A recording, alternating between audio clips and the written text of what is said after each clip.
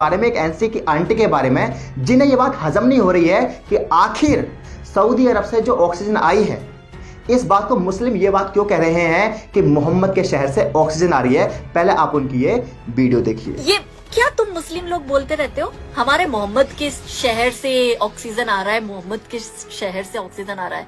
अबे पंचर छापो, तुम सुनो हकीकत।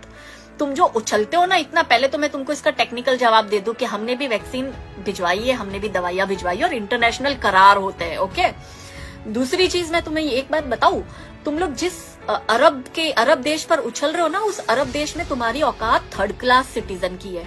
तुम्हें मैं बता दूं, खैर तुम्हारी तो औकात ही नहीं है कि तुम विदेश जाके देख पाओ इस अरब कंट्री में। यूएई के जो 7 देश मिलकर जिन्होंने यूएई बनाया, वहां पे तुम्हारी औकात क्या है पता है?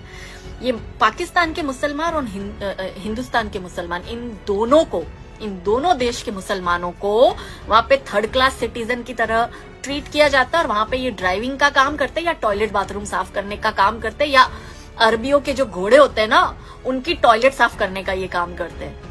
ये मैं तुम्हें बहुत सच बता रही हूँ। वो तुम्हें असली मुसलमान मानते भी नहीं है। शुक्र करो जो इज्जत तुम्हें भारत में मिल रही है ना, उसकी 0.001% भी तुम्हें इज्जत वहां पे अरब कंट्री में नहीं मिलती है। क्यों नंगा हो रहे हो? क्यों मेरा मुंह खुलवा रहे हो? औकात में रहा करो थोड़ी यार। तुम लोग औकात से बाहर जाया मत करो। हमारे क्या बोलते हैं, मोहम्मद के शहर से ऑक्सीजन। अबे पंचर छापो, तुम कल भी टायर में ही हवा भर रहे थे। आपने इन आंटी की वीडियो देखी। अब मैं इनको लॉजिक के हिसाब से इनकी बातों का जवाब दूंगा। पहली सवाल ये करती हैं कि आखिर मुस्लिम जो है इस बात से खुश क्यों हो रहे हैं कि मोहम्मद के शहर से ऑक्सीजन आ रही है। मुस्लिम इस बात से इसलिए खुश हो रहे हैं आंटी जी, क्योंकि मोहम्मद सल्लल्लाहु अलैहि वसल्लम ने फरमाया था कि मुझे हिंद की मिट्टी से खुशबू आती है। इसलिए ये आज मुसलमान खुश हो रहे हैं कि देखिए, जिस मोहम्मद सल्लल्लाहु अलैहि वसल्लम को हिंद की मिट्टी से खुशबू आती है, आज वो हिंदुस्तान कितना खुश नसीब है कि मोहम्मद सल्लल्लाहु अलैहि वसल्लम के शहर से, यानी मेरे नबी के शहर से ऑक्सीजन आ रही है, जहां पर हिंदुस्तानों की हजारों लोगों की जान बच पाएगी। इसलिए मुसलमान जो है एक्साइटमेंट है, और ये वाकई में एक प्राउड वाली बात है। उसके बाद इनकी बात यहाँ खत्म नहीं होती। इसी के बाद एक सवाल और करती हैं। वो कहती हैं कि ये क्या एहसान कर दिया सऊदी अरब ने, हमने भी तो दवाई भिजवाई थी, तो सऊदी अरब कोई एहसान थोड़ी कर रहा है। नहीं मैडम, आपने तो दवा अमेरिका को भिजवाई थी, बट क्या अमेरिका ने अपनी औकात दिखा दी ना? आपने तो दवा अमेरिका को भी दी थी और भी देशों को दी थी, अमेरिका ने अपनी औकात दिखा दी। लेकिन पाकिस्तान और सऊदी अरब ने 1 सेकंड लगा ये डिसाइड करने के लिए कि हमें हिंदुस्तान की हेल्प करनी चाहिए।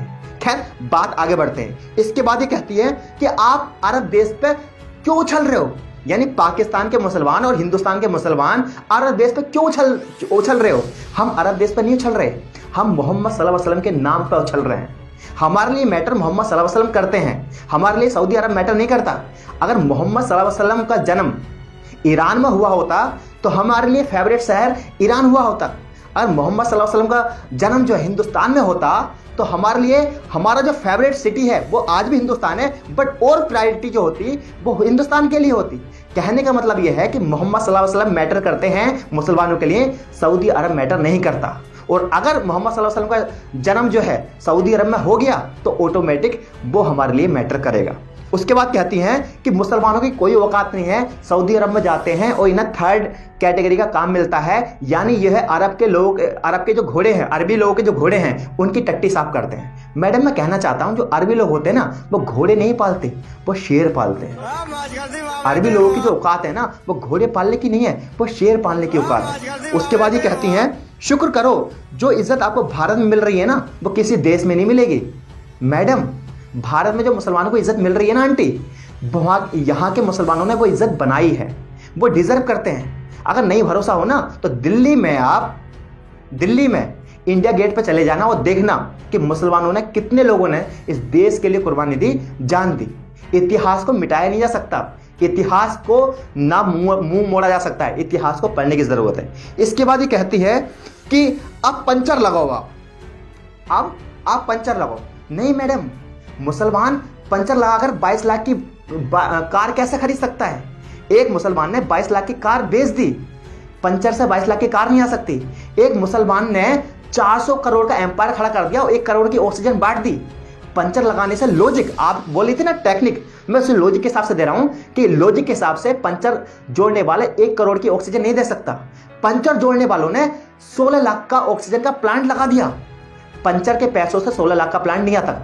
पंचर जोड़ने वालों ने लगभग 8 करोड़ रुपए डोनेट कर दिए कोरोना के लिए। अजीम प्रेम जी वो पंचर जोड़ने का काम नहीं करते हैं। उसके बाद क्या कहती हैं, कल टायर में हवा भर रहे थे और आज भी नहीं मैडम, आज कल का तो पता नहीं कि आज मुसलमान जो है लोगों की जिंदगी बचा रहा है, ऑक्सीजन का प्लांट लगा रहा है, लोगों की जान बचा रहा है। जब हिंदू परिवार वालों के, हिंदू भाई बहनों के अंतिम संस्कार के लिए उनके घर वाले डर रहे हैं, उनके रिश्तेदार डर रहे हैं, उस समय मुसलमान सामने आ रहा है और उन लोगों की हेल्प कर रहा है, उन लोगों का अंतिम संस्कार कर रहा है। ये एक प्रैक्टिकली है। तो आप समझ सकते हो कि मुसलमानों ने इस देश को लिए क्या दिया और मुसलमान इस देश की इज्जत क्या कर रहे हैं। मुझे लगता है ये जो खातून है ना, अब रूबी का लियाकत की आंटी की तरह अब ये दोबारा सवाल नहीं करेंगे, इनको लॉजिक के हिसाब से इनका जवाब मिल गया।